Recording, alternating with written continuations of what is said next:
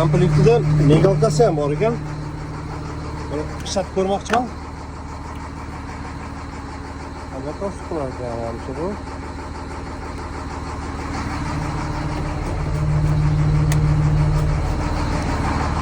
Yaxshigina yonar ekan. Suv separ ekan.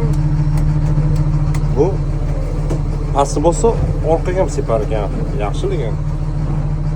Bu avareykasi, faralar va projektorlar. Oldiga haydab ko'ramiz. Birinchi skorska, oldiga ikkita skorsi bor ekan. Orqaga ham ikkita skor. Bu korejlarda juda ma'lum yaxshi keladi.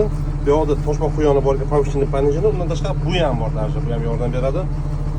Shuni tormozi multimediyasi kondisionerlar bilan jihozlangan ekan. Gidrolkasini ishlatib ko'ramiz.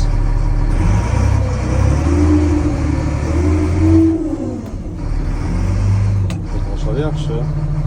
Va tushirish. Juvon o'rganib olsa ham bo'ladi. Bu tovushni to'kib berish va o'ziga olish. Bo'ldi. To'rtta положение faqat.